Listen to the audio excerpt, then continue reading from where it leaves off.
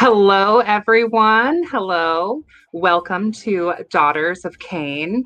If you're new to our stream, my name is Jasmine, occult content creator, witch, one of the co hosts here on Daughters of Qayin, where we talk about all things witchcraft and whatever we feel like talking about. So I'll let my co host introduce herself.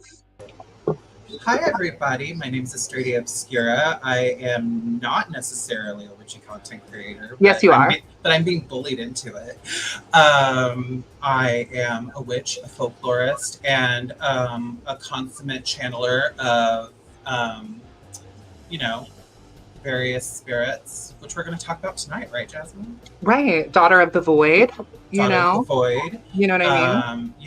Channeler of the dumpster fire.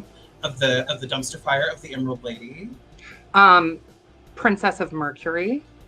Very mercurial. You know what I mean? Detective.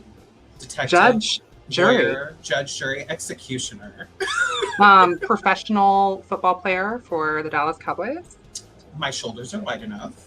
A pilot, international pilot. Also a pirate. Also a plastic and medical surgeon. Yes. Yeah. I do have a doctorate in 7 doctorates in all the surgery. Also, I think you're a 32nd acute isosceles right angle of the Order of Persephone.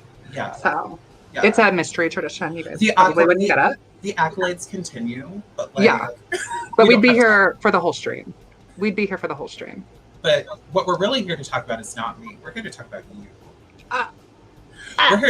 We're here to talk about you. We're here to talk about you. We're here to talk about Ambrosia's book of Witchflight. Traveling the Other World. Traveling the Other World. By Jasmine Ambrosia. Which I did pin, I believe. Yeah. In the chat, it's pinned, at least on YouTube. I don't know how that works on Facebook or Twitch or wherever else that this is streaming. But on YouTube, it's pinned. Also in the description, there's a link to get this book as well. So check it out. So I just want to start this off by being really cringe and making you really uncomfortable. And And just saying, let me drink my water. How incredibly proud I am of you for undertaking this endeavor of writing this book, of putting out your UPG. And, I've heard a couple people say it. I'm going to say that I said it first because I got to, during the stream. I know. I'm so sorry. Unprofessional. Fire. I know. I'm fired. I'm going to say I'm the first to say it because I was intimately involved during the process of this book being written. She was, in a very biblical way. Very biblical. Very biblical. There is no other book like this. This is probably one of the most unique glimpses into another witch's practice that I've ever read. And something that I think we'll get into tonight is the discussion of UPG and the validity of UPG within the craft, and how I think within the witchcraft community we've been made to feel scared of talking about our unverified personal gnosis, UPG. And I think it's something that we need to talk about and become more comfortable with, because sometimes the things we experience in witchcraft can seem whimsical or silly or outlandish, but the fact of the matter is most often when I've shared my UPG with people, they've experienced something similar. So we'll get into it. Let's get into it. Do you want to talk a little bit about your book?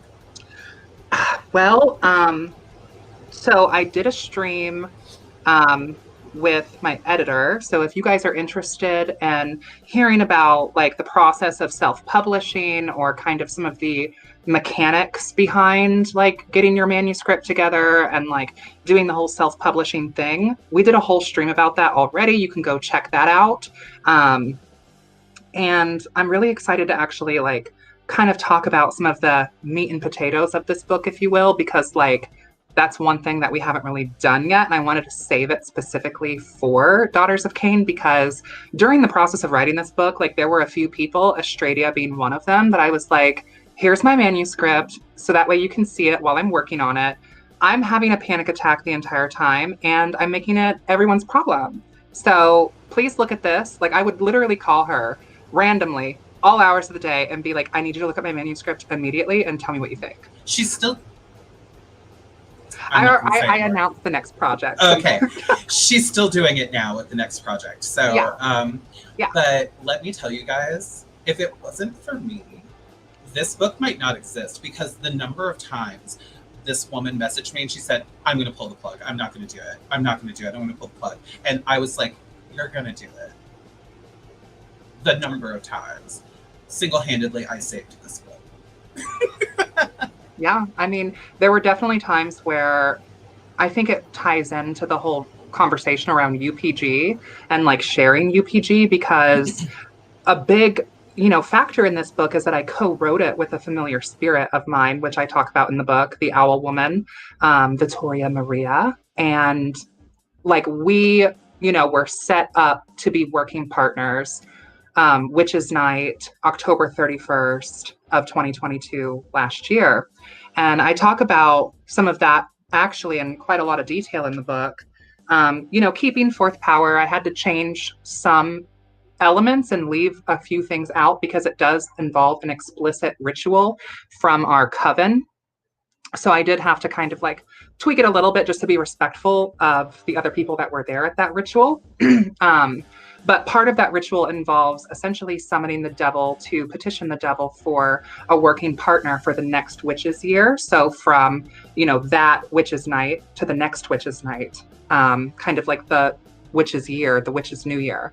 And I was assigned with the owl. And I talk about it in the book, but like the way that we do things is kind of like whenever it comes to leaving something to a spirit, whether it be the fates or the devil or the goddess or even like a mighty dead sort of figure, the first thing that you are presented doesn't mean that that's what you have to take. Like you can always say no.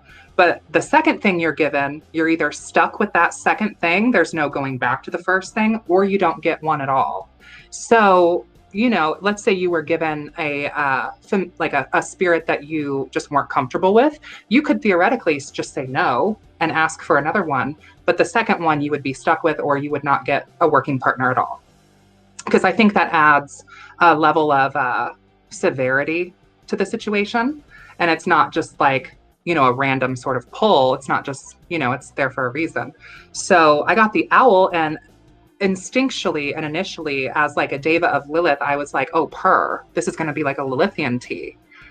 And then it wasn't. And I was kind of like hurt and disappointed by that because I feel like my relationship with Lilith has grown so much in my practice that I was shocked that like it wasn't going to go in that direction, which it kind of ended up going in a similar vibe because the spirit definitely has qualities that I associate with Lilith.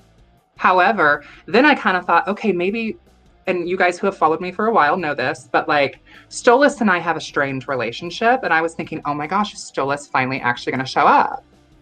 And no, he didn't. Stolas ghosted you, girl. Literally. And no, he didn't. So I was like, okay, then who the hell is the spirit? And then I, write more specifically in the book about meeting this spirit. And it was a two-way thing. Like I think both of us were gooped and gagged and snatched. She was as well. She kind of looked at me and was like, really? And I was kind of looking at her like, what? What? And I didn't really know what sort of work I was going to be set to do with this spirit, because part of the ritual, right, was like, this is supposed to be our working partner for the next witches year. And I knew that there was some things that I wanted to manifest in the next agricultural witches year. And then she kind of told me like, you're going to write this book and here's what it's going to be and blah, blah, blah. And I'm like, girl, like, I'm not an author. How am I supposed to be out here writing a book when I'm not an author? I'm hardly literate. I can't even read. Y'all know this. So yeah, that's why I think for my first time, I think I feel a little bit more confident with my next work, which I talked about on my stream with my editor, which is expanding the Liber Spiritus. I think I feel a little bit more confident after having written one, but it's kind of scary. Like, I know I kind of give like this dark feminine baddie era energy, but like it's definitely scary sometimes to really put your UPG out there because it is such like an intimate, massive aspect of your life and your practice, especially when like you live and breathe and eat and shit witchcraft. Like, to put something so intimate out there is really scary. And I think that's why a lot of practitioners tend to write more educational or just kind of like historical sort of witchcraft related books. And that was something that my familiar was like, you do not need to write a book about how to witch fly or astral project or astral journey or whatever terminology you want to use. There's already books out there. Like, you need to write about your experience because the experience is not what's being written about. And I was also very inspired through being a student at the Red Thread Academy. So shout out to that. It's a traditional witchcraft academy. When I was talking with some students in the academy and how many of us were experiencing like the hollowed woods and how many of us were experiencing, you know, similar themes of like it kind of being like a massive wooded area with periods of darkness and fog and the seasons and a lot of different trees that wouldn't typically grow together, like pine and oak and ash and willow, and like just a very hodgepodge mix of trees that kind of give the otherworldly feeling of the space, because nowhere in the physical world are trees growing naturally in such a varied way. And so that kind of like opened me up too, where I was like, wow, like this is not just something like in my head. You know, this is not just from my own dreamscape or my own mind palace, which I feel like would be a very personal, you know, more intimate thing. Like, this is something real and tangible that other witches are also experiencing. Yeah, absolutely. This is actually a conversation you and I had earlier, is that the what you call the hallowed wood, what I call the witchwood, is a very real thing for a lot of witches. For me, it's very similar. It's a lot of different trees. Where I usually end up when I first enter this space is there is basically a pond that I frequently interact with, that has all kinds of trees surrounding it, and it has all kinds of flowers that shouldn't necessarily be growing together in the space, all kinds of plants and things like that. And it's always night. There's generally always a moon, but you know, depending on the moon phase, that might change.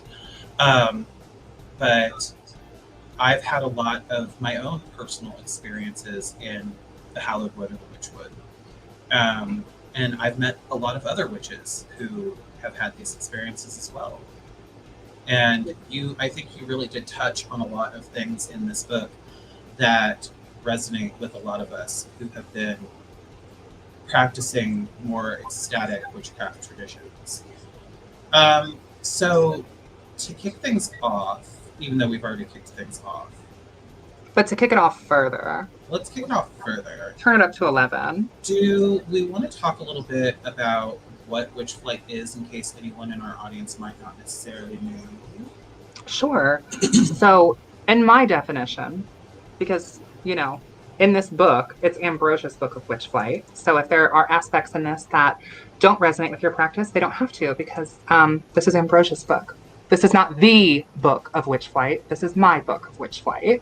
So keep that in mind. Like, I'm definitely not trying to push this narrative that, like, this is the gospel of the other world, right?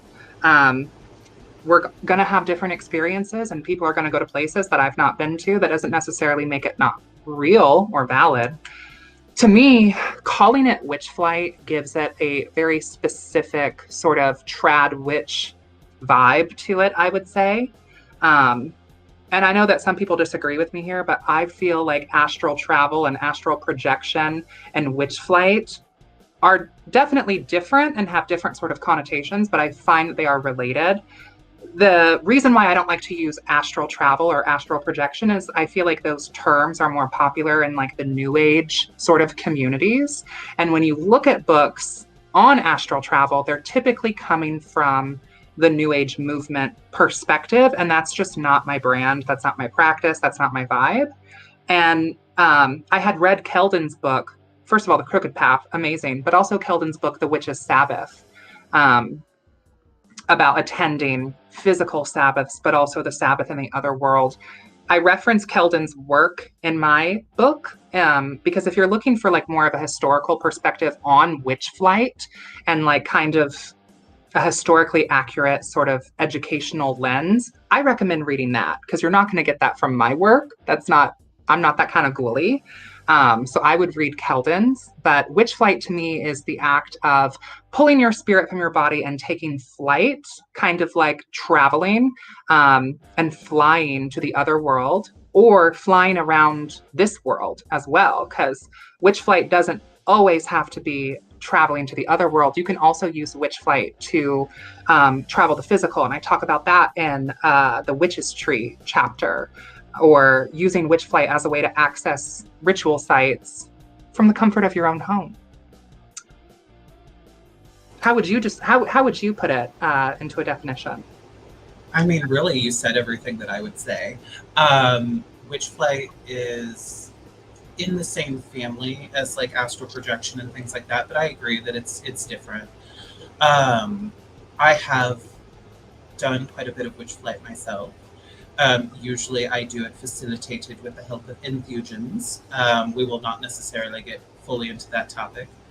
That could really be its whole episode. That really could be a whole episode. And it would be really cool to get Kobe on here because I also referenced Kobe's work with the Poison Path. Amazing educational book for that. Don't come looking for me necessarily for education. You're not going to find that in my book either, but I do reference their work, and I do encourage, if you're wanting to explore more of the Poison Path, that you go seek out their wisdom because they definitely are serving that. I took a class of his on poison and how it correlates to witchcraft, and it was very good. But yeah, Witchflight is about the witch's sojourn across the hedge. It is stepping away from your physical body and entering, if you choose to enter a fetch form, which we can talk about fetches if we decide to, entering a fetch form and traveling across the hedge and interacting with and experiencing the other world. Mm-hmm. My experiences with it have generally been very positive. I mean, there's let's not sugarcoat it. There are scary aspects to doing this. Mm-hmm. There are scary things that exist across the hedge, and there are lots of scary things that exist here in our world. Which fly responsibly. Yes. And be aware of your own limitations, and don't cauldron dive and stay in there forever and all that other stuff. But so use common sense. Yeah, use common sense.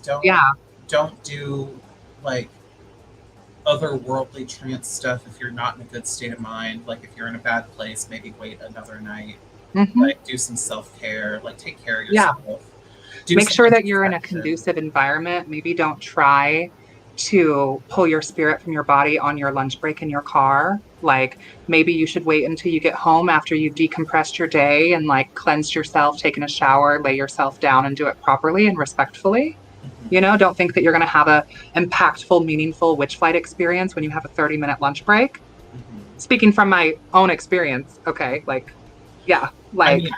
I will always stress, if you don't know your foundational practices, maybe you shouldn't be witch flying yet. Absolutely. And also too, there's a ton of, beginner witchcraft books out there. I also didn't really feel called to write one of those either. And I did have a couple of questions on Instagram about people newer coming to the craft and seeing this book and kind of being interested in Witchflight, but also feeling like they're not ready yet. I wouldn't necessarily say that Witchflight is advanced per se. I'm not here to set the gate on what you can and can't do. I think that if you feel like you're ready for it, I think that it's something that you should explore respectfully. And I think trying the mirror jumping ritual or the shape shifting ritual would be where I would start. Like if you're newer to Witchflight, I would start with one of those rituals, or even trying to commune with the council cardinals. Oh, Dusty Council. I would start there, maybe before going like to one of the realms or Can we highlight what Sorsha just said? yes. Because respect. Which one? She said, uh, where'd it go? Oh no, Priestess Red said it. I'm sorry, Priestess in Red said it. She said, "Don't go to Mitney like I planned, just to troll the citizens." That's actually so absolutely. Um, and a few people have been kind of on that trickster vibe up in Mitney, myself included. For those of you that are World of Warcraft ghoulies, I would equate it to being like a horde person that like sneaks into Stormwind. Like it kind of has like that vibe where you know you shouldn't be there, but it's kind of fun. And also I want to kind of dispel the narrative that like some people have interpreted Mitney, which we can all interpret things in our own way. Absolutely. Okay. But just because Mitney is a land of light and has a virtue of order does not necessarily mean that the people or the citizens, or especially the order of lights or the nobility, have your best interest in mind, or are spirits that typically want to go out of their way to help you. In my experience, I have not found that within the Kingdom of Mitney. And in my experience, the Eastern Realm is actually quite treacherous and is kind of more than meets the eye. Australia, we had talked about this. Was it last night? I can't remember. We have Maybe it so was many another night, but conversations. we had talked about some of the elements and the virtues and how people have this correlation of morality where like light, good, dark, bad, because the virtues in the book are, light and darkness, chaos and order, life and death, and Mhm. people associate those sort of polarities as moral compasses, but like it's not good and bad. That's No. not a virtue. And light and dark are just primordial virtues. They're not inherently good or bad. I think Konstantinos explained it really well in his book Nocturnal Witchcraft, which was a favorite when I was a young witchling. He basically said, draw a cross, not like a Christian cross, just a cross section, and put like light, dark, good, and evil in these places, and look at it more like a graph. Like there are varying degrees or spectrums of these things. So, not to mention, I'm just going to throw this out there. I don't ascribe to the concepts of good and evil. I think that's all based on moral scope.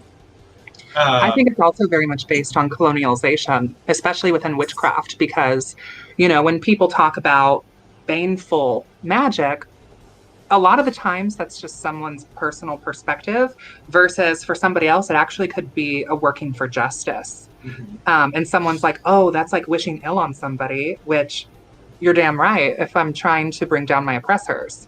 Yeah, very You that. don't ask for human rights nicely and on your knees. That's never gotten No, us anywhere. no. Um, Nittany to me, I mean, we'll get into talking about the realms. I feel we kind of have to. But yeah, Mitney for me just doesn't feel like a place I'd be entirely welcomed. Maybe, maybe that has to do with certain associations that I feel more tied to, like Asalia or Dokar. Mm-hmm. Um, And that would too, like kind of like how in tarot, because the relics are also symbolics of the suits. You have the wand, the sword, the chalice, right? So it would make sense for someone that has an affinity for Asalia to not feel super comfy with Mitney, considering that's light and darkness, the primordial sources of those two things, which, like, while one of them is not necessarily good or evil, they are like negative forces towards each other. They repel each other. So it would make sense to be like, I vibe with this, but this one is kind of like, yeah, I mean, I might go there to sightsee, but like, you know what I mean? I don't know if like I'm gonna build a condo there. Real quick, a comment from Papi Ochun. Hello, ladies. Question: have you ever had trouble coming back from Witchflight? Me personally, no. Um, the first few times that I did it with a coven that I was in at the time. So I was very well guided. I had people there with me to help with that kind of thing. And I do it so regularly anymore that I've not really had any issue coming back. I've had issues where I've been like, do I want to go back? Right. But, kind of got to go back to my body. Plus, I have a family to, you know, be with. I think for myself, I started witch flying as a solo practitioner before I even knew that this was witch flight, like before I even really actualized this as its own practice. And then started doing that as a self identifying witch, and then started doing that later in more of a group work trance sort of setting with working with the coven. So I've kind of experienced like different levels to flight. Have there been times where it's been harder for me to come back from flight? Absolutely. I talk about that in the book. I call it jet lag, where it's not so much like I can't come back to my body. It's not like in the movies where you get stuck. If you die in the other world, you die in this world. It's not like that, but it's more like, and this is especially true if you have used flying aids like Sabbath wine or flying ointment or a nasal smoke inhalant or even some of the sleepy time teas or the dream teas can have this effect where I feel, I don't want to say not quite hungover, but like I feel like an energetic sort of jet lag because I've traveled. And like that's actually a sign for me that separates what is just a dream from like what is an actual flight. Because sometimes flights can happen subconsciously. And then sometimes there are triggered flights, which I talk about that in the book. A triggered flight would be where you intentionally set out to fly, versus more of a subconscious flight would be you go to bed and you just experience this in your dream. Like it just kind of happens without you asking for it.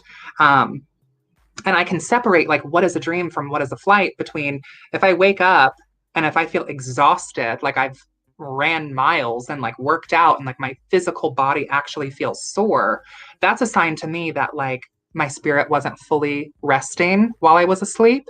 Versus if I do, then I take that maybe more as like a dream, whether that be like a prophetic dream or just like a psychological clarifying of the mind, if you will, because I think that happens sometimes too.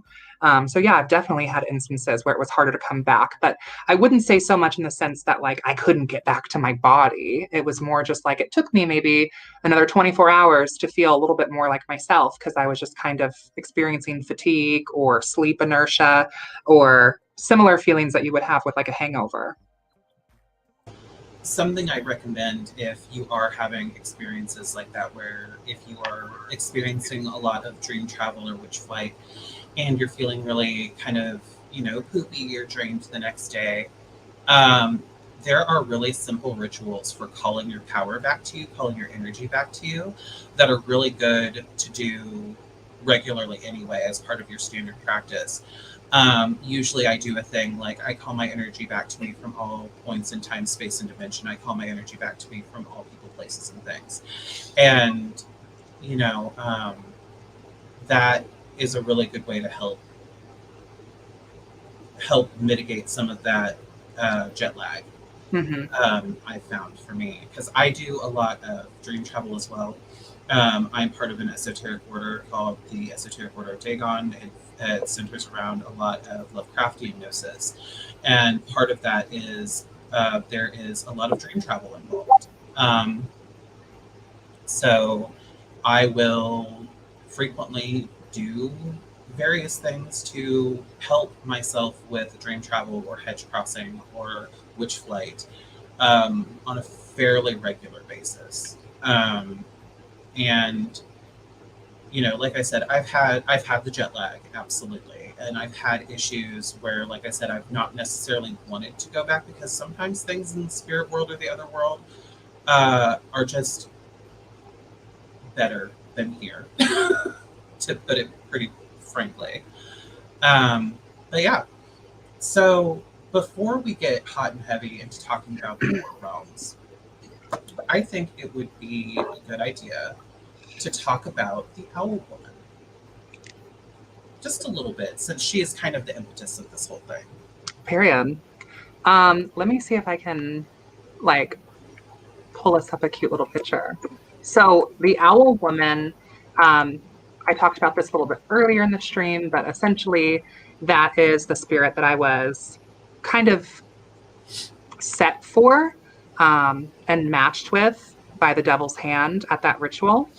And I had to go meet her in the other world. I write about that in the book and what that experience was like. But to me, she gave me the name Vittoria Maria, told me to specifically use that name when referencing her. And so I do in the book. She's also in my dedications because she was a really big help and a really big guide for me in writing some of this book. She very much gave me sort of Queen of Swords energy. Shock with you. She was very Queen of Swords. She was very like whenever I would have my sort of Pisces moon moments of like, I'm not good enough to do this, or like, no one's going to read my book, or like, I'm scared. Like, she'd basically be like, grow up. You're a witch. Get up. Like she was not so much the Queen of Pentacles or the Queen of Cups, like, and not even so much like Queen of Wands. And as I've gotten to know her now for almost a year, I appreciate that aspect to her because I know that when I do go to her, whatever she says is going to be very meaningful and impactful. And she's definitely motivated me to push past boundaries that I feel like if I was set with another spirit to do this, that maybe was a little bit more pillar of mercy. It could have taken longer for me to get this done, or maybe it wouldn't have gotten done at all if the spirit was like, well, if you're really not comfortable doing it, you don't have to. It might have just not gotten done, right? So I appreciate her. And she kind of gives me a cross sort of energy between some of the owl woman, the striges of like Italian mythos and folklore, these owl woman witches. But I've also seen these in Latin American like folklore as well. So she kind of gives me like a vibe of that-ish, kind of like Catholic folk witch. But she also gives me very similar vibes to Lilith. And there are spirits in the codex that I've associated, not plainly, but if you look at some of their attributes or their sort of symbols, you will see that, like, for example, Terra Nor or Cara Lorn are very much Hecatean. You will see that Namshid is very much like sort of Morrigan-esque. Like, I feel like the Owl Woman and like Vex definitely kind of have like a Lilith vibe. So I kind of see it as like, if you look at the Ars Goetia, which recently George Hares did a review, like he started, like we started talking and I asked him if I could send him a copy of my book, thinking, you know, because I respect him a lot. I think he, you know, does a lot of great work. And I just wanted to send him a copy of my book and see if maybe he would be willing to read it. And then he like blew through it and like posted a review like 48 hours later. Super awesome. Shared it on my page. Go check out George Hares. Also go check out George Hares' work as well. He's amazing. I've been. He says that he even watches Daughter of Cain, which Estradia and I literally squealed. We were like, I have watched him a long time, and finding out that he like watches us and everything like that, I can't. Gagged, honored. But so he kind of referred to my Liber Spiritus, or loosely the Spirit Codex, as like a trad witches Ars Goetia, and I was literally like, I love that. So I'm working on expanding that now. But yeah, if you look in the codex, you will see that there are spirits that are similar to deities of this world. The way that I have been kind of shown by the Owl Woman, because like when I have had questions, I've gone to her. Like she's very much been a guide for me. I feel like she could also be a guide for other people that are looking to, you know, get into this practice of witchflight and travel the other realms. I feel like you could definitely seek her out. Like, I think she would be open to that, but just also know that she's not going to be like a Hilda from Sabrina. She's going to be more like a Zelda. So just be prepared for the fact that she's a little saucy. And you might have to seek her out more than once. She might even not show up the first time, but she has given me permission to not only share her name, but also encourage people, because she does want to kind of be like a Lampadios or a guide. And I feel like she's given me the gnosis that kind of like how there are infernal legions within the Ars Goetia. Like, okay, this demon leads these legions. I feel like there are allegiances and associations to the spirits of the other world and to the divine, like Terranor's Hecatean sort of qualities with being an unlocker of doors and a keeper of gates. Um, yeah. Wonderful. I've not had any experiences with this spirit, so I don't really have a whole lot to put in here about her. I do think that she was the perfect spirit for you during this time because let me tell you, I witnessed a lot of the writing of this book, and the drive and focus that went into putting this together was pretty incredible. Um, Thank you. I was really impressed. So there is a chunk of this book that talks about some other things. We talk about the devil. We talk about some wards and some other aspects of your practice. I think we're gonna maybe not do a full discussion about the devil right now because we've talked about the devil in the past, the witch's devil in the past. We have a plan to talk about more aspects of the witch's devil in the future. So I think we'll save that for now. Yeah. So I want to get into the four realms, or not the four realms, but the realms, you know, The realms. the realms. So let's start. go ahead. Let's start with Mindy. So I was going to say that I've announced this, I've said this, and also there's a link in the description where we will be taking submissions from other practitioners who are interested in building this Witchflight Gnosis. If you want to send in a submission, we are going to be taking them until January 31st. And then if your submission is accepted, we'll send you like a letter about that. So I want to, in the expanded Book of Spirits that I'm working on, which I talk about in the stream with my editor about doing that, I kind of want to do some map making because I think that that would be really beneficial, like maps of the other world and maps of the realms. So starting with Mitney, the way that I have perceived sort of my bird's eye view of the other world, I do have an image. Um, I don't know exactly what page it's on, but there's an image, I think, of the chapter that just, here it is. It's on page 73.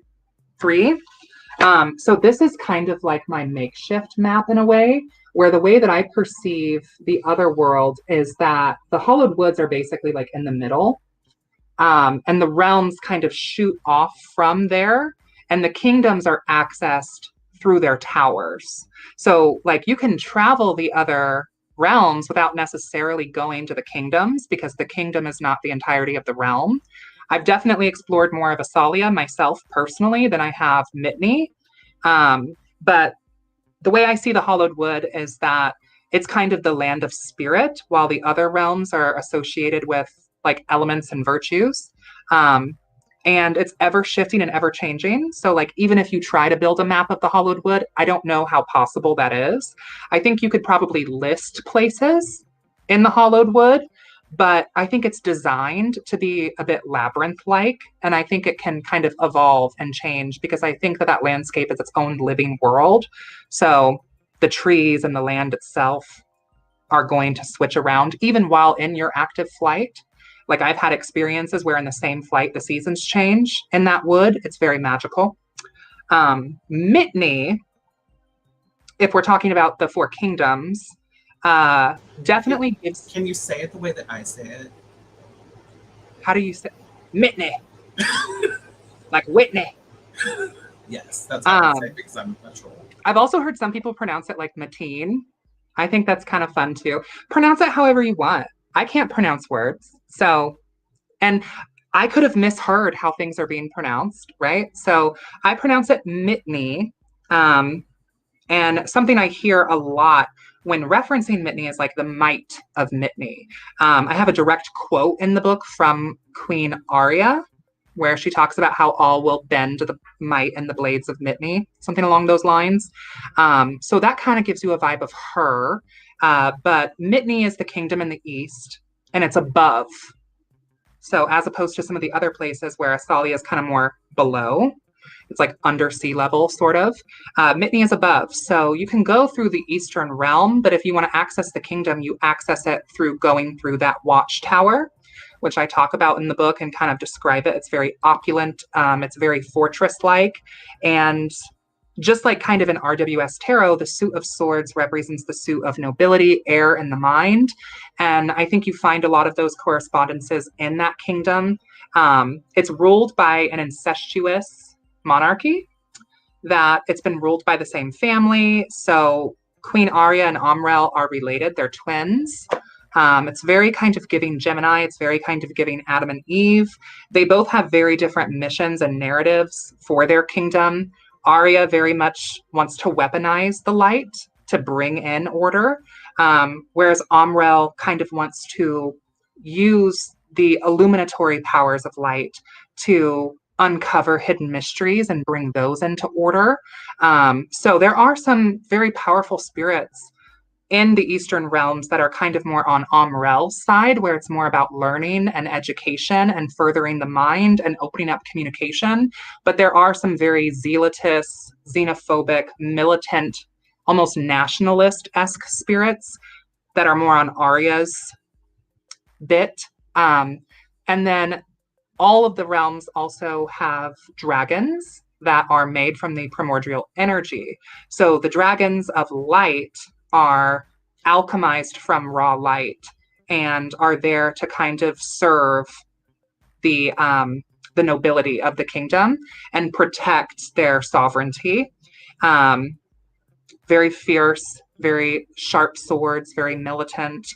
In the Eastern realm, outside of the kingdom, I have seen, if anyone's ever played the game Rift, that MMORPG, where there would be like these big blue sort of chaotic rifts that and mobs would open up and you'd have to fight them and close the rift.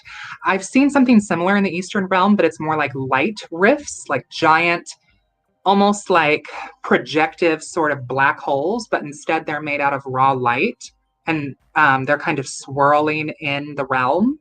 And spirit sort of siphoning that energy and pulling it in for it to be utilized as a resource. And then outside of the king and queen, there's also the Order of Lights, which would kind of be like the nobility or the royal court.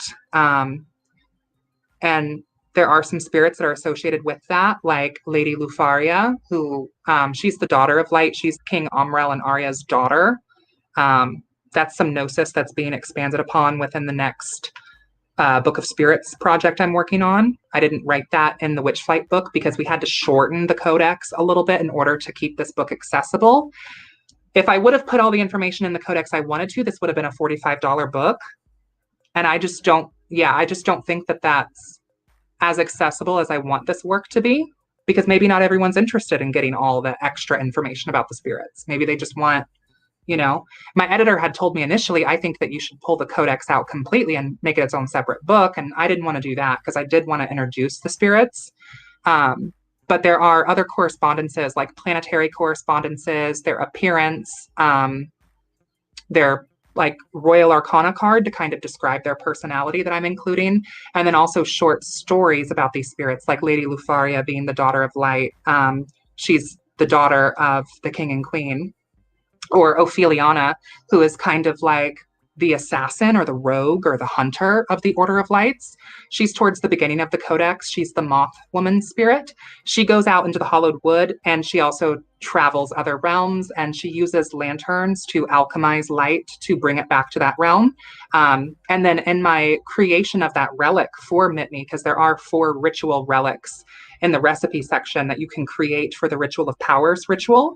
A really good alternative to using a classic sword or athame is actually using a lantern instead of a knife, and using the light of that lantern to symbolize the sharp blades of Mitni, sort of piercing through veils. So, and then there's also kind of more like a paladin-esque figure that's in the Order of Lights. That would be Oman. He's some people's vibe. He's a lot of people's not vibe.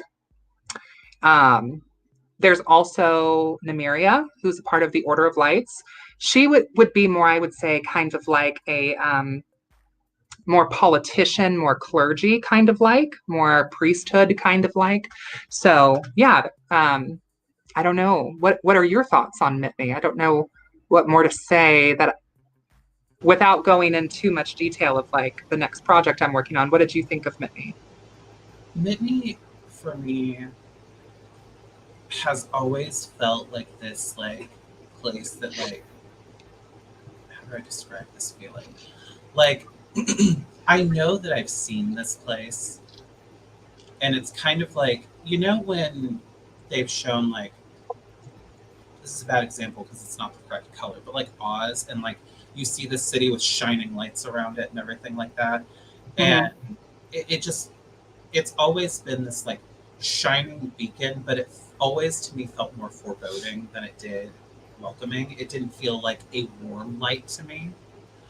Um, but I can honestly say I haven't really had that much experience with the denizens of Mitney. Um, am I willing to try and have an experience with them? Yes. Yeah, I very much feel like because also too, there's definitely more spirits in the other world than just what's in the codex. The codex are spirits that I'm familiar with, that I've worked with, that I've met, or spirits that I've seen or heard of. It's not the entirety. There's plenty of spirits in all of the realms in the Hollowed Woods. And like I said, I feel like the spirits of the Eastern realms underneath the kingdom of Mitney, it really depends on if they're kind of more on the side of Arya or if they're on the side of Umrel. And I think that Mitnean spirits, or even some of the spirits that aren't in the kingdom that just reside in the east, if they are more of the side of Umrel, they're going to be more about like education, kind of more mercurial learning, um, and using light as a divinatory and like a mental clarity tool. Versus if they're going to be more on the side of Arya, they're going to be more militant and war focused, which isn't necessarily good or bad, I guess, per se, but yeah. Yeah, and like there are some spirits of Mitney that I could see myself working with. Lady Litharia, I could see myself working with her. Zekiel Amara, I could possibly see myself working with him. Plus, he just looks like a nice man. And then there are definitely some spirits that I don't necessarily feel like I would ever reach out to, like Oman. Um, but yeah. So moving on from Mitney, let's move into the kingdom. Well, one of the kingdoms I personally feel the most connection with, which is Isalia. Asalia so far definitely seems like a favorite for a lot of people. Myself, I like Asalia too. I don't know if it's my favorite. I don't know if I have a favorite per se, but I feel a lot of affinity for Asalia. Maybe that's my Pisces moon, maybe that's my Venusian, whatever. But it's a beautiful, beautiful kingdom. Um, and the Western realm, I feel very drawn to landscape wise. And it's really the realm that I feel like I have kind of mapped out and explored the most because there are several places mentioned in the West. There's Asalia, as in like the kingdom, but really it's queendom because it's a matriarchal society. And unlike Mitney, that's more military learning, education, the mind, and swords. This is more about like the sacred chalice, the goddess. It's more about like a matriarchal priestesshood. So it's a very spiritual society versus, in the East, it's not so spiritual per se. It's more like war, battle magic, learning, institutions, um, tradition. I would say High Priestess card would definitely be an association for just Asalia versus like Hierophant, I would say would be more Mitney for those of you who know your tarot. The Kingdom of Asalia Gorge, I love the image for it. Whatever page that's on, the sort of illuminescent aspect of the buildings. Yes, that blur filter is aggressive. The blur filter is aggressive. Stop it. What page is it on? It is page 81.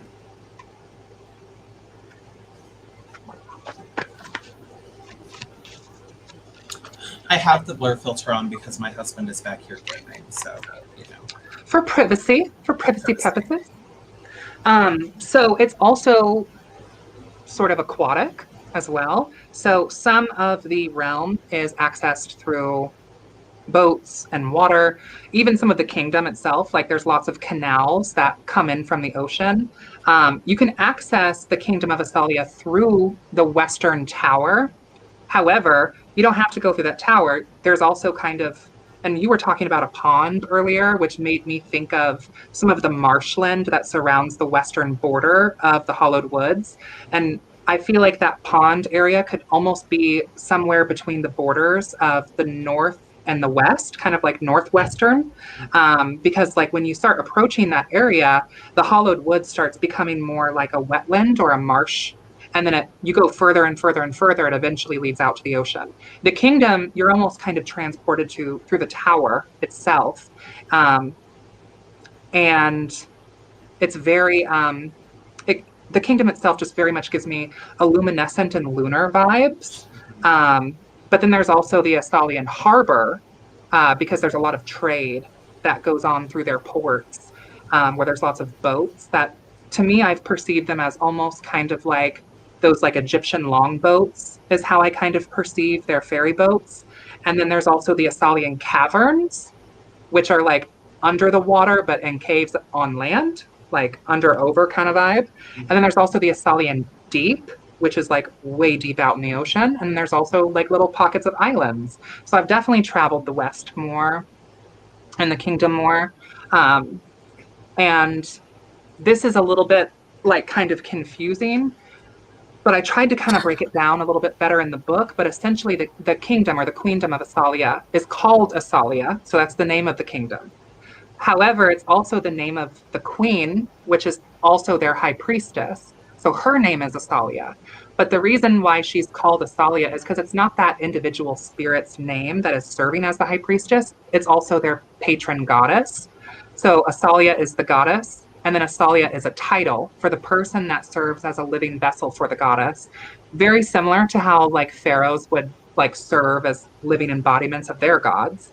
And then Asalia is the place, kind of like how Hades is a god and a place. So, and then she's this giant astral spider, which is definitely something to experience. Love. Yeah, it's very spectacular. And then there's the Qayin ring, um, which are kind of like her sort of royal court. She does not have a counterpart. There like there's no king there, but there are spirits that are associated in that Qayin ring. Um, so you can find those also in the codex. And then there's also spirits that are not in that Qayin ring. The Qayin ring's purpose is to essentially tend to the dragons and also serve and protect and offer wisdom and guidance to their queen, Asalia. And they all kind of do different things, but a lot of them also serve as clergy. You're not going to find as much like focus on war and battle as you are like magic and devotion and clergy. Mm-hmm. And I think that's why I vibe so well with the Solihudd because, you know, I haven't talked at length about my practice on here. I've talked a little bit, but there's a lot of devotion in my practice. I'm a very devotional person. I'm a Cancer sun. So I have a lot of that like devotional priestess energy. And And I would encourage anyone to kind of look into their sun and moon sign and their ruling planets, because that might also give you some insight into what you might have a more natural affinity for, or what might give you a little bit more insight. Spirits that are associated with those zodiacs that you also have, or areas that of that planetary influence that also associate with your zodiacs are, Cancer is the moon. Like, so. and I'm also a Scorpio rising. So, I feel that's also very Astelia. Also, magically speaking, people get real caught up in being like, oh, well, if you have a specific affinity for any element or anything like that, you're limiting yourself. Have an affinity for everything. And I agree, have an affinity for everything. But some of us have affinities for very specific things. And directionally, I have always been I've always had a great affinity for the West. Um, I've always had a deep affinity for water. And, the moon and and all of the things that correspond with that, I've always been very connected to. And so reading about these realms, Isalia just felt like home Mm-hmm. spiritually. Like it felt like a place I was very familiar with already. And I Um, think it very much could kind of be like a spiritual home, you mhm. know. I saw a comment earlier, which there's been a lot of comments, so we'll try to like go through some questions like in a little bit. But like someone talked about maybe building a mansion in Astalia, go for it. Who's going to tell you that you can't? I mean, maybe, but like, why not? Um, and about the dragons, because I saw that. Touching on the dragons of Asalia give me more almost like Leviathan vibes. Like they're not so much that they can't fly or that they wouldn't fly, but I experience the dragons more so either within the Qayin ring or in the Asalia deeps than I do like the harbors of Asalia. Um, and those dragons would be essentially curated from the primordial aspect of darkness and also I would say the virtue of death. Yeah, there's a lot of death energy. I will say, if swimming's not your vibe and you're not much into the shape shifting thing, because I frequently, as a trans woman, I find that when you are a trans woman and a witch who is capable of traversing realms through witchflight, shapeshifting is just kind of a thing that we do. And so traversing these realms in a form that is adequate for those places is not difficult for me. Mm-hmm. Which is not me trying to be like, oh, I'm so cool, I can do all this stuff. It's just it is what it is. But there are lots of spirits in Asalia because I've been hanging out in Asalia a little bit. There are lots of spirits that'll help. There's boatmen. There's spirits in the water. You know, If you're nice, they'll help.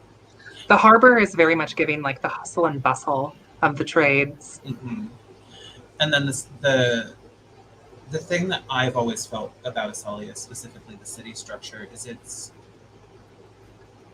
gives me like a temple city vibe. You know what I mean? Like Mm-hmm. it's very built around the veneration of Absolutely. Asalia herself, and it's a very religious, spiritual place. Mm-hmm. It, it, Absolutely. it permeates every aspect of that place. I wouldn't necessarily say it gives me any particular culture necessarily. I see bits of all kinds of cultures intermingled together. There's aspects of it that give me very like Grecian temple. There's aspects that Yeah. give me very Egyptian temple. There's aspects that give me very like there's even parts that give me very Aztec vibes. Mm-hmm. But I see these things intermingled together, but all of them are in veneration of the primordial energies of Asalia and Asalia herself. Mm-hmm. Um, so I don't know. I just like it there. I'm just I love it too. Yeah. Love it. um, another place I found myself surprisingly comfortable because I'll talk about Dokar. I love Dokar, but someplace I find myself surprisingly comfortable and maybe have an even deeper affinity with than Dokar is Gribble. And I think let's talk a little bit about Gribble. Okay. So Gridle, Grydell, Griddle, whatever we want to call it. That would be the kingdom in the north. So the northern realm sort of bleeds into the hollowed wood a little bit. When you're in the hollowed wood and you're going west, the landscape sort of kind of starts to descend and turn into like marshland versus when you're going towards the east, it's kind of like ascending, turning into more of a mountainous region. When you're going north, the hollowed woods just kind of bleed into like these wild sort of wooded area, more kind of almost Jurassic, right? Like where insects are like the size of cars. Like it's very Jurassic, very overgrown, very overpopulated, very wild jungle forest, chaotic sort of. It's everlasting and ever growing life. Like nothing really dies. It's the primordial source of life. So things just continue to grow and get bigger and, you know, The tower, which is how you access Grydell, takes you to essentially kind of this treetop society. And there are three sort of like tribes that have their three chieftains that kind of work as ambassadors for what they're over. You have one tribe that's kind of over like tending the flora, one for the fauna, and one for the dragons. The dragons are made out of the rich soil and the Grydell ivy, and those dragons are there to protect the disc, like the sword would be the blade of Mitney, the chalice of Asalia, and then the disc of Grydell. The disc basically is an enchanted object that brings everlasting life and virility and fertility to the land that is protected by their dragons. Um, and is made by those dragons that are designed by the primordial essences of life. And the ambassadors are kind of kept by a council known as the Grove of Benders. So, really, the Grove of Benders has most of the hierarchical sort of power because they're the ones that advise those three chieftains and sort of keep the balance and the harmony of that land. Um, and that's, it's a treetop sort of kingdom society. Like it's above the wilds because the wilds of the north are so alive that they're almost inhospitable and hard to travel. So they travel above the wilds along like wood bridges and treetop sort of buildings. And then there's also tunnels in the tower that I talk about where there's wisps that are a little chaotic, be careful, down in the tunnels. Gretel's a little chaotic in and of itself. I can Mm-hmm. honestly say. The Grove of the Benders, them squirrels, Yeah. they mischievous. I've had some encounters with the Grove of the Benders, and it's not been bad. It's just been like dealing with chaotic spirits. Mm-hmm. But it's a place that like the the the overgrowth and the wildlife and the feeling of that place is so. It's just really cool. I like it. I just like it there. And there's a lot of really, I think, impactful spirits. I see someone's talking about some of the mushroom spirits, Mhm. um, like Amanita, for example, or Boots, because Boots. she gave me that nickname for her because like I can't really actually pronounce her Muscara something. I can't really pronounce Boots. it very well, so we call her Boots. Also Belladonna spirit, Datura spirit, lots of Venus plant flytrap spirit. Venus flytrap spirit, Gimme. Someone mentioned Gimme earlier, I think. But there's something about that wild, overgrown nature. Also, something I found is that because I do have an affinity for plants. I love plants. I love working with plants and herbs in my practice. I I will definitely gravitate more towards working with plants than I will like stones or anything else. Don't get me wrong, I have started to become kind of a crystal girly, but I do love working with herbs and plants and such. And Rydal is a really good place if you are a herb baddie, a plant baddie, to go and learn about plants. Yeah, herb magic, the poison path. It's great for you green witches out there. Go to Rydal. They got something to teach you there. Animal husbandry, agriculture. All that. Um, so next, let's talk about. Let's talk about. Let's talk about Dokar. No, yeah, no. Dokar. Let's talk about Dokar next. Dokar is similar to Asalia in the sense that Asalia is a deity, it's a place, and it's a title that a spirit holds, the queen holds. Dokar is similar in the sense that the kingdom in the south is named after the spirit whose name is Dokar. So there's not per se a deity that I at least know of, right? It's just more like the kingdom was founded by this sort of Cal, this traveling sort of leader, because in the South, some of the history there is that there were lots of essentially nomadic groups of mages that did not play well with each other. And Dokar was a Cal, so he led sort of this large clan, this large traveling nomadic tribe of mages. And they basically ended up settling what was called Dokar, which became like this big kingdom. The southern realm would be very, very much sort of the primordial source of chaos. So there are some like fire elemental aspects there, but chaos is a virtue that is separate from an element.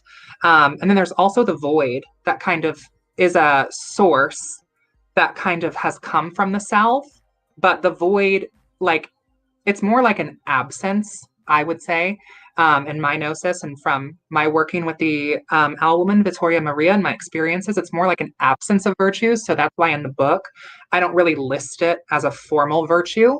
And the story of that kingdom, it's essentially like this big blasted land where not much can really grow. It's kind of desert like. There's volcanoes. There's not a whole lot of life there, and it's very chaotic, the landscape itself. Um, and so Dokar, when he settled Dokar, he essentially like built this great kingdom. And like there's some stuff in the expanded book that I'll kind of like allude to a little bit in the sense that he was the first one, right? It's mentioned in the Dokar chapter. He was the first one to really set his boundaries out of the four kingdoms. Um, but also that was because of the nobility of Mitney sort of giving him that privilege and that authority to lay out his boundary, because he was set to do a very specific thing. In the expanded codex, there the spirits are associated with constellations, and the constellation that Dokar is associated with is the constellation of Corvus, which is like the Black Crow, which is also a familiar of Apollo, which is also a correspondent to Amrel. And the constellation that Asalia is associated with is the cup, the chalice. And so, without going into too much detail, I'm sure you could kind of like build some parallels of maybe the Blades of Mitney wanting the sacred chalice. And in the mythology of the constellation, the Corvus was set to go collect the chalice. Apollo wanted his bird to go get the chalice. And in the mythology, the bird got distracted by a fig tree and sat until the fruit was ripened and then ate from the ripe fruit and essentially got intoxicated from it and did not do Apollo's will. And there were consequences for that. So, you know, without going into too much detail about some of that gnosis, Dokar was able to settle his kingdom very much through permissions not alluded to in the book. So, and the ripe fruit that he was distracted by was the chaos magic that was abundant in the South because of the chaotic rifts and the natural landscape of chaos that is in the South. It's very much a resource, just like light or life. It's a harnessable resource. And in an environment that is inhospitable, kind of like the North, but except for there being too much life, there's like nothing that you can really do there with the land to sustain life.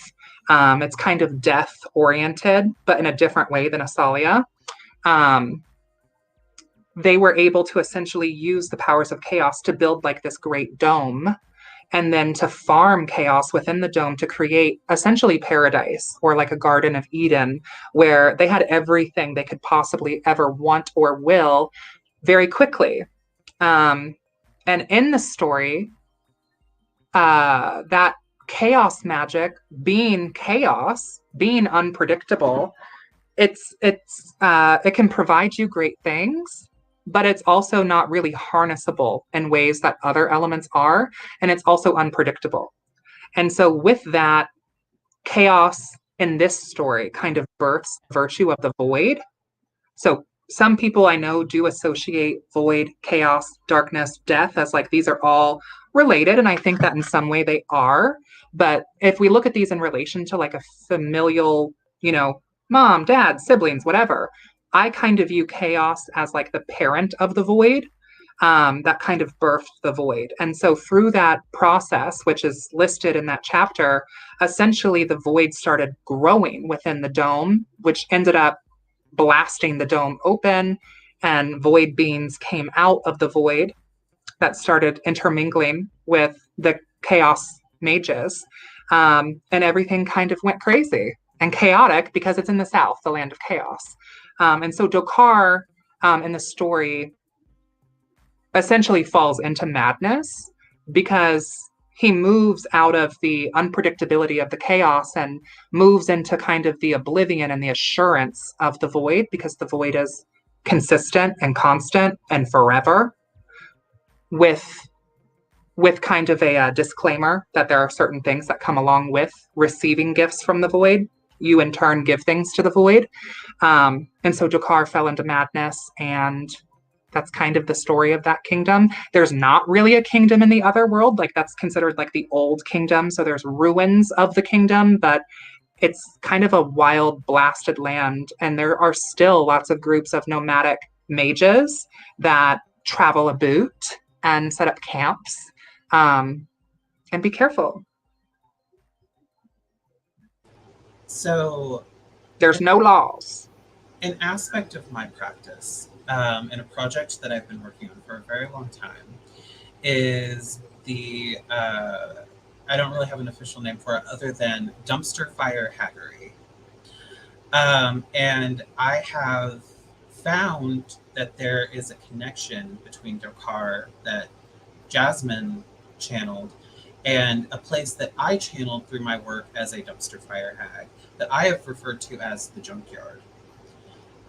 Because it is such a blasted land, because there were things there before, and because everything is so suffused with chaos, the junkyard is just a place where things go that got lost, don't necessarily have a place, but can still have a purpose. And it is a place where those who are of the dumpster fire hag paradigm or tradition, which is a tradition I'm working on creating, go to alchemize that chaos into transformation. Jasmine and I kind of have flipped views of chaos and void. I see the void as expansive and forever, but I see it as the vessel of divine transformation. Because the void is infinite, because the void birthed everything, including, for me, the void birthed chaos. Through the void, infinite transmutation is possible. And transformation, transmutation, chaos, entropy, these are all things that are encompassed in my practice. And so I really connected with Dokar, and the elements of the void there, to me, are less inhospitable than they might be to someone else. I'm not saying they're nice or kind. There are still caveats, and there are still things that come along with accepting gifts from the void, just like Jasmine said. But this also comes down to affinity and how we connect with things. Just like with Mitney, not everybody is going to connect with Dokar. Some people are going to have more of an affinity towards the aspects of order and the aspects of life, the aspects of growth. I have affinities for that too, which is why I have a connection with bridal to a certain degree. But because of my work, I definitely now have a much deeper connection with Dokar than I had expected to have. Isali is still my home, but I do a lot of work in Dokar, especially for the project that I'm working on. And I would love for you to submit even some of that into the project as well, the expanded book. And same for any of you watching that might be interested. You can make as many submissions as you want. You don't have to just submit just one. But I think that by having some submissions from other witches in the expanded gnosis will really push the narrative that, like, the Book of Witchflight or even the codex is not inherently necessarily a gospel. Like, while I might have a certain opinion of some of these spirits, someone else could have a very different interpretation or even a very different experience with that spirit, because these spirits are very much like people. Like, I might really get along with Mary Sue, but you might find her annoying or toxic or damaging. Or like you might really get along with Sue Bob, but like I find them annoying or toxic or damaging or whatever. So like I think that it adds a layer of humanity to the other world, um, by having multiple different interpretations of similar places or similar spirits, which I think is what solidifies UPG, which is kind of like what we were talking about earlier. I think so too. And I think, just judging from some of the reactions that I've been seeing in the chat, like, I feel like a lot of people resonate with this work. I know I certainly do. So now let's go inward and let's talk about the hallowed wood. And more specifically, let's talk about the Old Dusty Witches Council. Witch Council. Let's talk about Old Dusty Witches Council.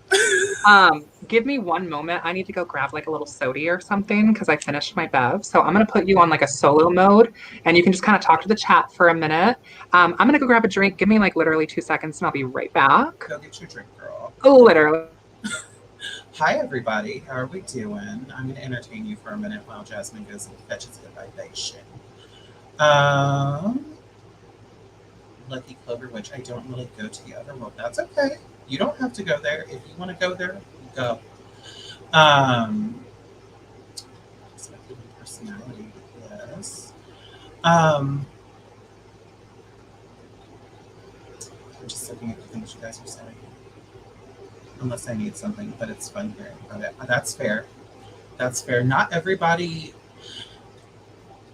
So in the witchcraft community, I feel like there's this emphasis put on, you have to be able to do everything, or you have to do everything in order to be like considered like a good witch. And that's not true. That's not true at all. Everyone has things that they are good at or enjoy or whatever. Like, if there are aspects of the craft that you just don't vibe with, you don't have to do them and you are still a valid witch. Absolutely. Oh, she's back. I'm back. I had to grab me a Pepsi. She had to get a Pepsi. I just came back to you're valid. And for the sake of being adversarial, I'm just going to say you're not. No, I'm kidding. I'm totally kidding. That's a joke. You're so adversarial. That's totally a joke. So the hallowed wood, to me, this is where I would consider the otherworldly witch tree, which is very much accessible as like the axis mundi within like some tradcraft traditions, traveling the witch's tree, traveling the axis mundi, working with the Yggdrasil, right? Like it's kind of like that sort of aspect. The witch's tree is also like in real life too, like there's multiple different witches trees, and I've talked about that in the book as well. And to me, the Witch Council is also kind of connected to this aspect of the witch's tree. The Witch Council is essentially completely neutral to the realms. They don't really favor one realm over another, but they definitely do favor witches, and witches that are sort of in line with this tradition specifically, because there's tons of witches and not every witch is interested in the other world, and not every witch is affiliated with spirits from the other world. Not every witch may resonate with the Witch Council, but I think a lot of witches do, and that's been interesting to hear their experiences with working with the Witch Council, or even hearing the council's voice, sort of like how I have experienced. So the council, they're essentially kind of like veiled crones / hags, depending on how they choose to appear. They can very much come off as hags, but they can also very much come off as crones. When you're looking at the council as a collective, they're definitely more in their veiled, robed form. And also they have kind of bird-like feet, like kind of chicken feet-esque, but they are very human looking. at the same time. Like it's not like they're bestial, but their feet definitely are bird-like. They give like traditional folkloric, like Witch mother. witch mother, like Baba Yaga, Uh-huh. um, like hag of the woods. It's why I make the joke and I call them Old Dusty Witches Council, just because they're crones, they're hags, and ironically have a sense of humor because they think it's funny that I call them that. So. Absolutely. Absolutely. And they are associated with like the 13 lunar phases. So they have times of power. Um, the Witch Council, but also some other spirits in the book, are associated with what I call veil walking. So some of the spirits from the other world specifically stay in the other world and are accessible through you going to the other world. But some of the spirits also frequently come here and sort of rift walk or veil walk, the council being one of them. The council's fetch is a cardinal, is how I've experienced it. So the council cardinal is their fetch in the sense that they shapeshift into red cardinals, but also it's a title that changes from lunar cycle to lunar cycle. So, like in the book, there are tarot spreads for each of the Esbats or the full moons that I've named from my geographic location and from using different lunar names, medieval English, Algonquin, like different cultural names from our influence where we are. So you might call these by different names or have different associations, but like the witch from the council for like the moon that pops up in January, the old wolf moon, is going to come into our physical realm and is going to come to Earth and is going to interact with witches that the council is affiliated with, um, maybe providing guidance or wisdom or protection. And that position changes. So it's not so much like a monarchy or a hierarchy like some of the kingdoms have. It's more kind of like a democratic republic with a leader that shifts every lunar season. And you can work with those cardinals during their appointed time of year. And I even included an invocation to the council cardinal along with using it in the ritual of powers. But you can also attempt to go access the council in the other world. In that chapter, I kind of have talked about how they're kind of shifty and elusive. So, like, not saying you can't access them in the other world, but like their area is very much kind of like within the witch's tree, which the other world is a constantly changing landscape.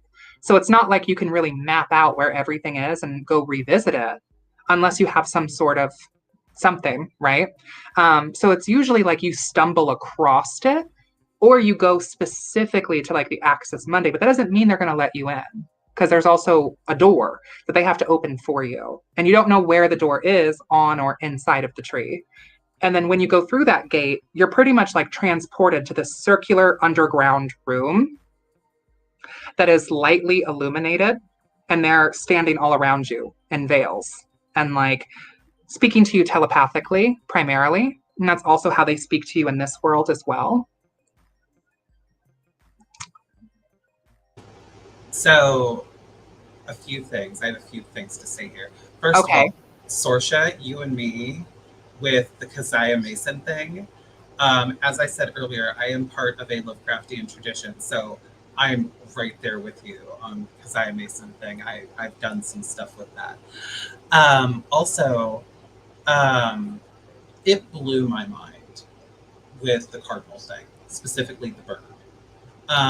My entire life, I've had cardinals around me.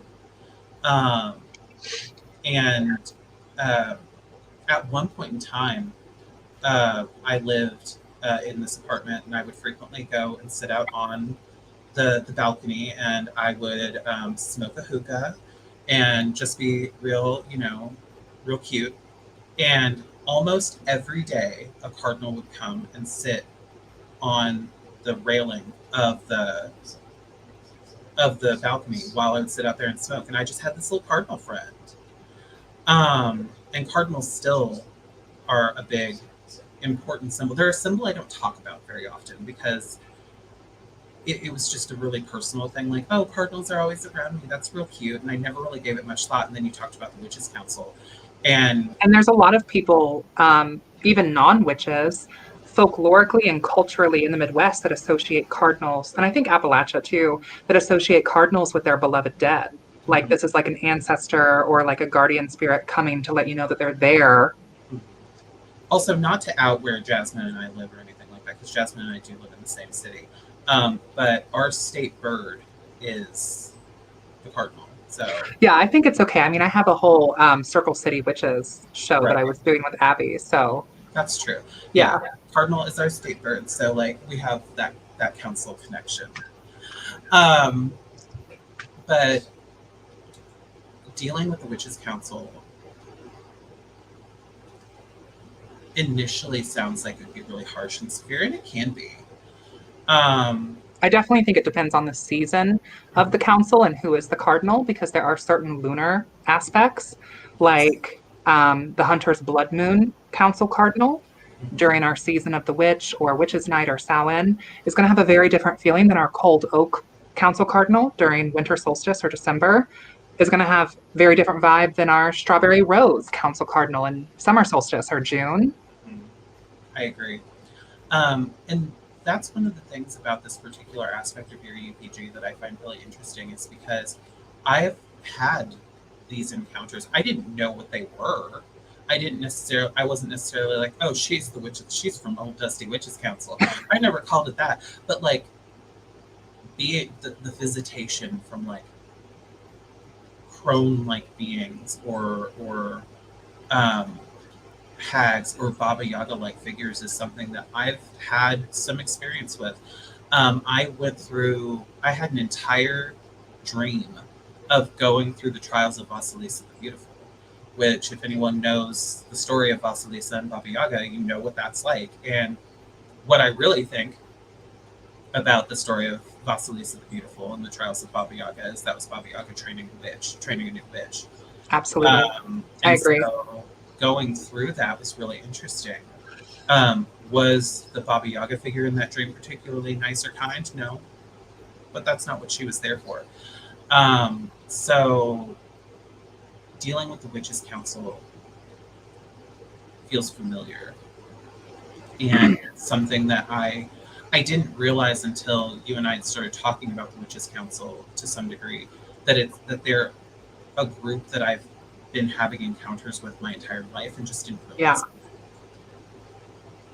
Definitely. And the Witch Council for me is like so foundational in the sense that like I don't think I would be where I'm at in my practice, and I don't think our coven would be where it's at if it wasn't for the Witch Council, because there's been many times where, considering like we're a neo tradition, there's been many times where I've wanted to go to someone for wisdom or guidance specifically within our tradition that like I don't have access to, but I have access to the Witch Council, and I feel like they are a great initiator of the mysteries. And I have definitely worked with them when it comes to like finding ritual locations for our coven Sabbats or Esbats or Sabbats. Because I talk about both of them in the book, the Sabbats and the Sabbats, like, and listening to like their voices. And, you know, I had a little bit of a aha moment, I guess, in the sense that, and I'm still working on this mixed media project too. You were a part of the Blood Ritual, Act 1 and 2, I believe. So you were part of that project. The next one is supposed to be the Tower, which we all love the Tower card. And at first, when I had pulled this with the spirits, I was like, because this video project kind of details aspects of Covenry. And so now seeing Tower aspects and transformative aspects of our tradition, I'm kind of like, wow, this tower really makes a lot of sense. I won't go into specifics about that because some of that's fourth power, but if you know, you know. So that kind of has illuminated how I'm going to do that. But I feel like in the ritual awakening, or in the awakening or like the ritual, like the first 2 episodes of the project very much give me Witch Council vibes. Very much give me like the council coming. Versus Blood Ritual very much gives me initiation and growing the tradition, first, second, third, like degrees. You know, we're going to have to talk about some of this off air too. You want to talk about degrees? Let's talk about having fake blood poured on you in late winter and freezing your butt off. It was amazing. It was beautiful. I was so cold. I feel like we should do a little bit of Q&A because it's about an hour and a half. So maybe scroll through some questions if you guys have any. Yeah, please Maybe ask we'll do a part questions. 2 to this since I feel like it's a little incomplete and we haven't finished everything. I feel like we need to do a part 2 discussing specifically some of the spirits in the Spirit Codex. I think that's a good idea. So, yeah, do you guys have questions? Maybe we can, do our Witch's Devil stream and like you know what I mean? Yeah. Do the Witch's Devil stream and like, what if we did matchmaking? Oh, that would be fun. Instead of doing like the demonic pact matching like that, we do it with the codex. We do codex matchmaking. That would be fun. Ambrosia's codex matchmaking. Let's do it. Okay. That would be really fun. So that's planned for the future. So stay tuned. That'll be in September. Yeah. I hope that you all have had good work with your most recent packs, and those will be expiring September 14th. Not saying that we'll be doing the next live on that day, but we'll be doing another round of that. So if you guys do have questions, now would be a great time to like throw them in here. If you guys have any. So Bougie. Do the Four Realms and Hollowed Wood, are they all one country or separate? I don't know if I would look at them in the same concept as countries. I look at them as separate but connected realms. Does that make sense? Yeah, that's how I would kind of look at it. I would say that you could consider like the northeast, west, and south realms as like kind of separate landscapes and like country, but like they're connected. Yeah. Like they're different ecosystems, they're different. I would say like the realms could be seen as like states and the kingdoms could be seen as like capitals, but like they're all still very much connected to like this swirling spirit mix of the Hollowed Woods that really connects all of them. Yeah, I'd say that's pretty accurate. Everyone's real excited about the matchmaking. I definitely want to be involved in the next matchmaking. I think it'd be fun. Not just a person in the audience looking to get matched. No, definitely. And I'd say my last matchmaking went really well because It was with Marchosius, right? Yes, and I think that went well. Sorceress has a question. I also have a question for you guys. I know that you mentioned different methods like the mirror method and such, but have you tried literally flying to the realms in spirit? And if so, how was it? I would say I would reference the shape-shifting ritual. And this kind of goes into like the fetch spirit. But the witch's fetch is very much a tool of flight and travel. So I would look at the shape-shifting ritual. The mirror jumping ritual is kind of like using fire scrying or black mirror scrying. That's the mirror jumping. The shape-shifting is a really great exercise for people that maybe are newer to flight because it helps with the visualization of literally changing your form and shape-shifting. And then while in that form, you can fly to the other world. And Keldon in his work, The Witch's Sabbath, kind of notes some of the folkloric history of witches taking the form of an animal or beast to access the Sabbath. And so, yeah, you can totally do that. I would do that through the shape-shifting ritual, personally. I usually take, like when I do Witchflight and I do shape-shifting things, I usually take the form of birds, just because it's easier to get around. That's what I do. We've got so many people saying things. Okay, Priestess United says, not a question, but turns out Golly Molly has been in my life for a long time. I saw her in the book and I was shook. Never met her in the other world, but I saw her in a closet with my younger self. That sounds like something Golly Molly. Golly Molly? Golly Molly? That's not Golly Molly. Yeah, that sounds Golly. like something Golly Molly would do. Adri asks, would y'all recommend trying Witchflight on your own and then compare your experience to others, or listen to others' experiences first? Will it cloud my own experience? Hope that makes sense. It does make sense. Um, I guess that depends on. I guess I would say. I guess that depends on the type of learner that you are. I am a learn by doing kind of person, so I can listen to people talk all day about how they do things, and I'm not really going to get it until I do it myself. Mm-hmm. Um, do I think it's safe for you to do on your own? Sure. I think there are gentle ways to step into it, like Jasmine was just saying that there are gentler ways to step into doing it. Um, Shape shifting, I think, is a really great foundational practice of witch flight because it helps with the visualization of, either seeing yourself in third person and pulling your spirit from your body and seeing your spirit shift into that of the animal, or also, seeing yourself in third person, pulling the spirit from your mouth or from like your navel or like from your belly or your head, pulling that spirit from the black soul of your projected spirit, and then putting your eyes into its eyes and going into that. Like, push your spirit out of your body, see your spirit out of your body, pull the animal out of the projected spirit, put your spirit back into the animal, and then travel through the eyes of that animal. Those are both exercises in the book, the shape shifting. um, I think that's all really good advice. I think that's shapeshifting, taking on the form of a fetch spirit, is a good way to protect yourself while you are traversing the other realm. Lucky Clover, which says Visago was quite the catch. I love Visago. Visago was one of the very first Goetic spirits I ever worked with, and has a very special place in my heart. Bougie, you've got more. I have a good amount of experience with Agoro myself. Know that spirit quite intimately and closely. Do you want to talk about that, Miss Ambrosia? About your experiences with Agoro? Yeah, so I'll save some of it for later, but you know, there is an aspect of witch flight where just like experiencing life and the physical and the tangible, there are experiences that are mirrored or can be very similar.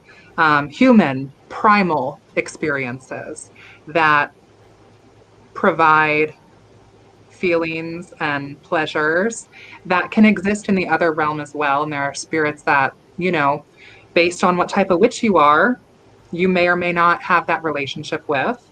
I think that plays into building the gnosis of the codex. I think that plays into building sort of the narrative, the personality, and the complexity of said spirits. Um, and I've been close with that spirit. Know that spirit quite well. Quite well. Sorceress has another question. When in the realm, do you think the spirits there can give objects like weapons, coins, etc.? I have personal experience with this. So I have gone to a few witches' sabbats in the other world. Like I say, I traverse the other world and things like that. I have been given objects on many an occasion. Now, are those objects necessarily physical in nature? Maybe not immediately. A lot of times they're astral in nature at first, but I think what you'll find is that when you receive an object in the spiritual, especially when you're doing these witch flights, that object will come to you in the physical in one way or another. I've always found that when I am given an object, will I will eventually, very shortly after receiving that object in the astral, receive it in the physical. Mm-hmm. What do you think, Jazz? I mean, I think that when it comes to like the other world, all experiences are going to be varied to a certain extent because we're all looking at it, from our own perspective. But as far as some of the relics, those you need to create in the physical world. If you're talking about the relics of like the sacred disc or the sacred chalice or whatever, those you're going to procure or make from this world, and you're going to consecrate them with your blood, and you can use them in the calling the powers ritual. But also there's objects that aren't tangible, that like there are some spirits that are like givers of gifts. And so their objects they give you might not be so much of this world. Like it could be things that you have in the other world.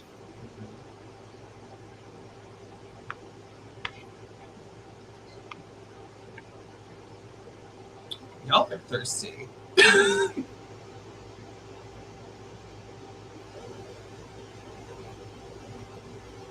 I once hit on Lucifer. He gave me a spiritual swat on the bone and told me to focus. Probably should. Well, I don't know. As you know, Asmodeus might have been more receptive.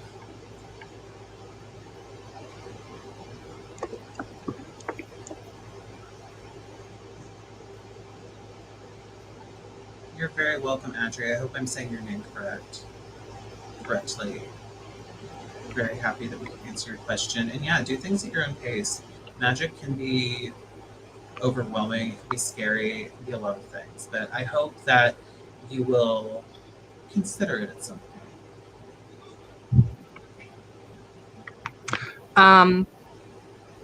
I think I'm gonna screen share a little bit and give a little tease and like a little peek into some of what I've been working on before we kind of wrap this up, if that's cool. Is that cool? Is that cool? Do you guys want a peek? Do you guys want a little peek? A little teaser? Little taste, little nibble, little taste. I think they do. Okay. Let me share my screen.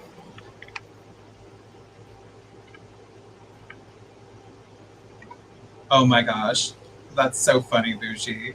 Lucky Clever Witch, you practice sussery. Oh my god. Bougie, you're so funny.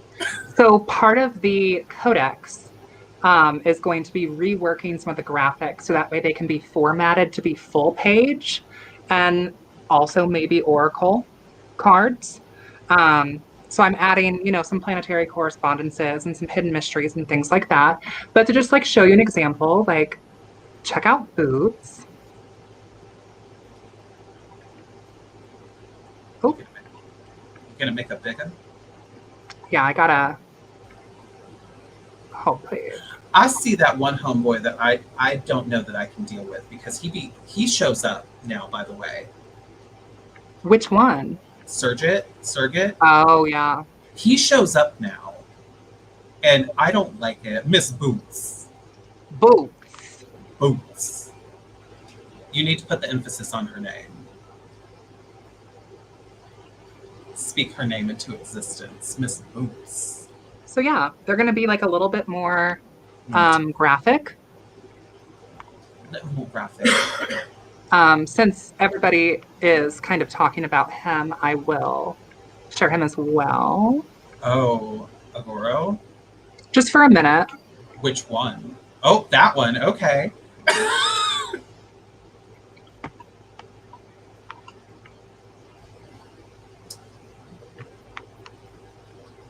So yeah, that's Agoro.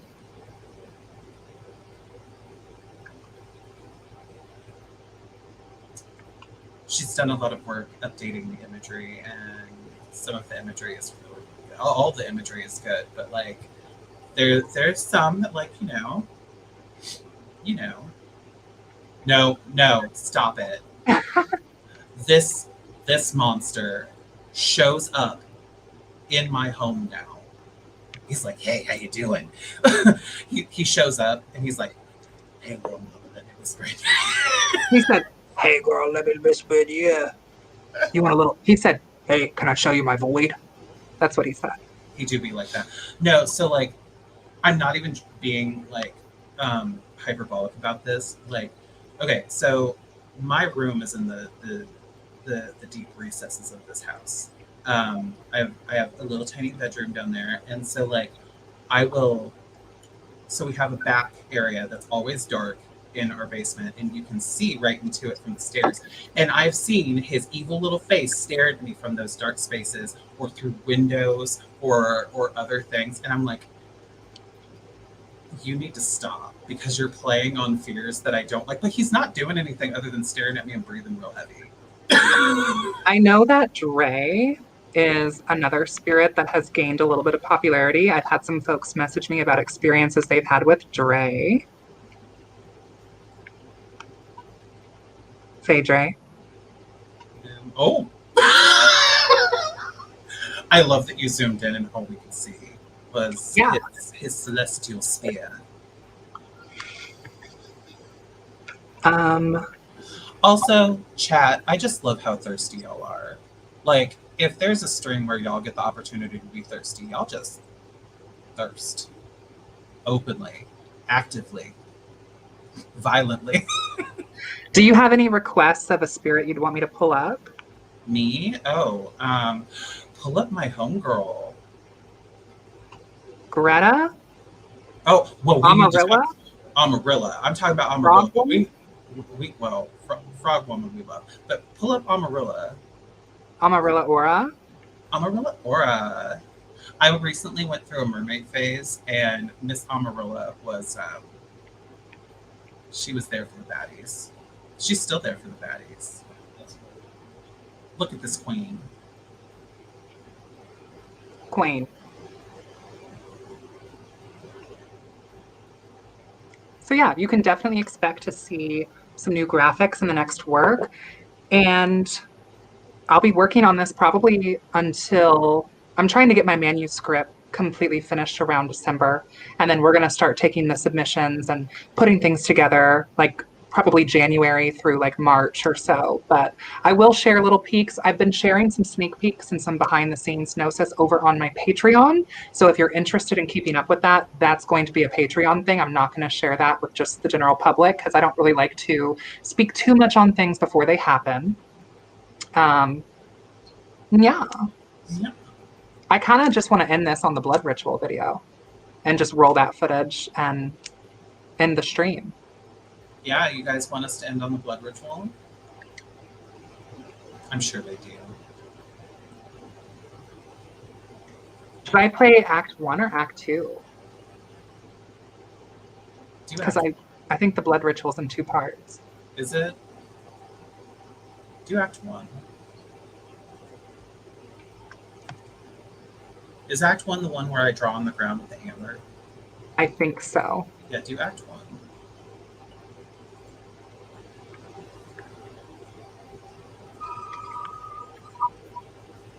Okay, hold on. Let me get it pulled up. Hop down. What? Hop down.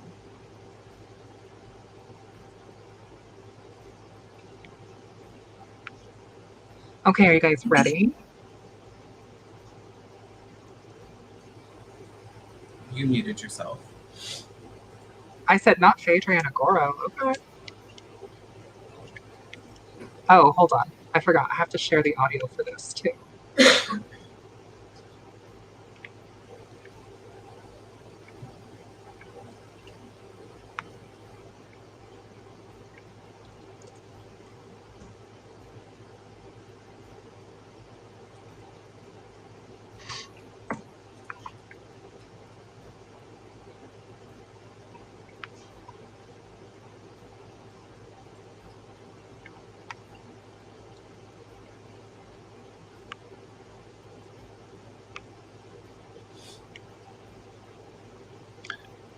Now, hold on.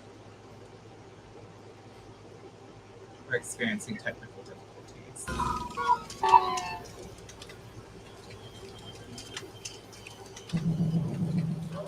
Now, hold on.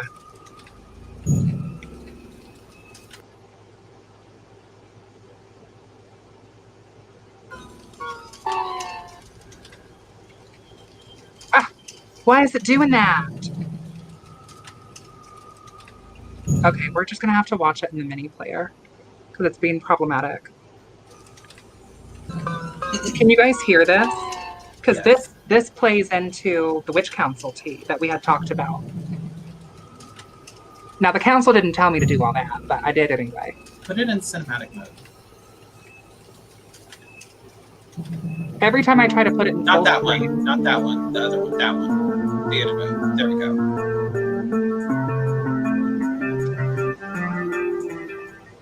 sororibus obscurus.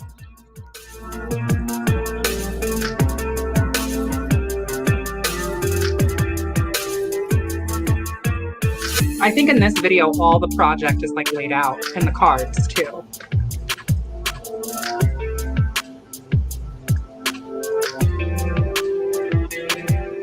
And y'all spot my lavender head.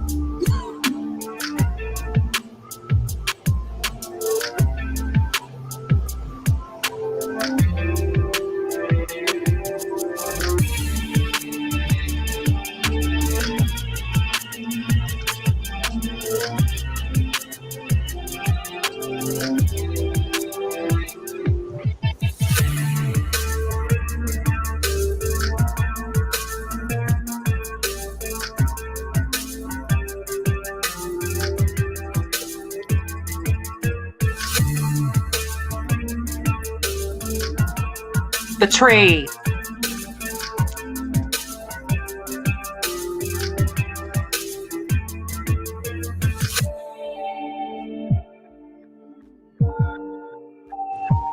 When she was shooting this, guys, she was climbing stuff to get these shots and like getting on the ground, and like I was impressed. It was also cold as hell. It made for a really good shoot though.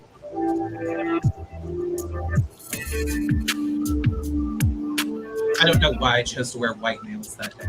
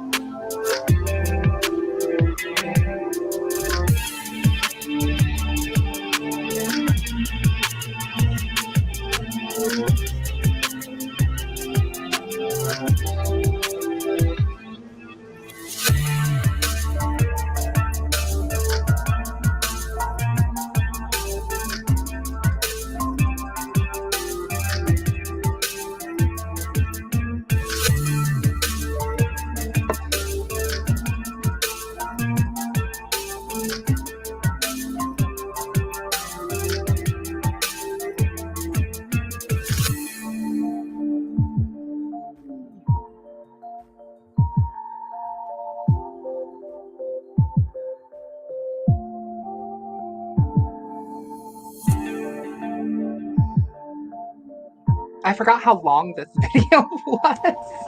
It is very long.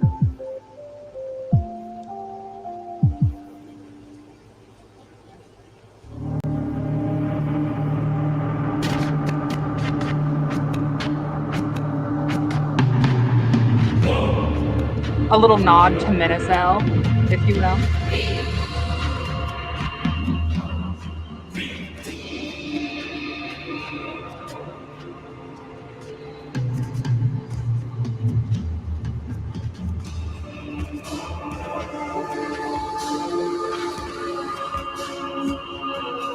Iconic, iconic.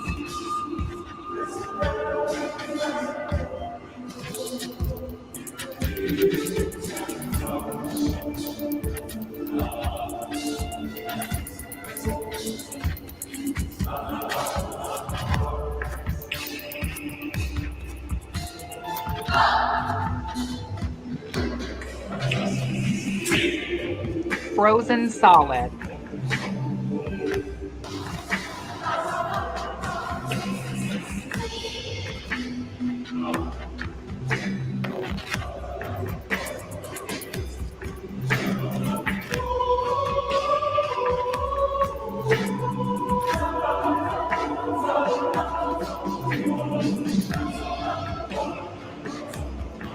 That's my favorite shot right there.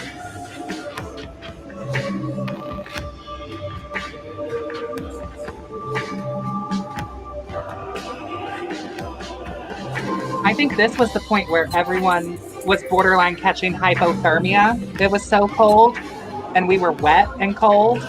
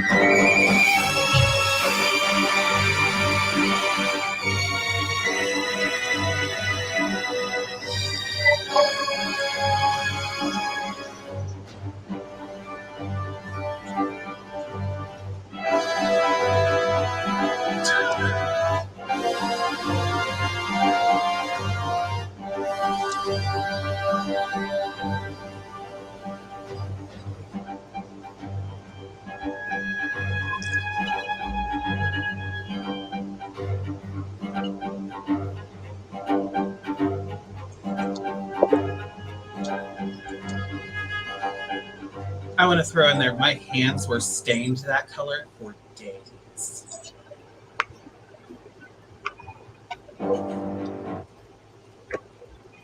Period. 4 days. It was a Maybe fun shoot. Maybe we'll play Act 2 on our next Daughters of Cain at the very end. Yeah. We'll save that. Or you guys can go watch it now if you want. But yeah. And I feel very inspired, even though I have a lot of projects already that I'm working on. I also feel inspired to like get started on working on the tower. So maybe you and I can kiki about that off air. But Yeah. I think this is it. I think this is the end. I mean, we've streamed now for 2 hours. So Yeah.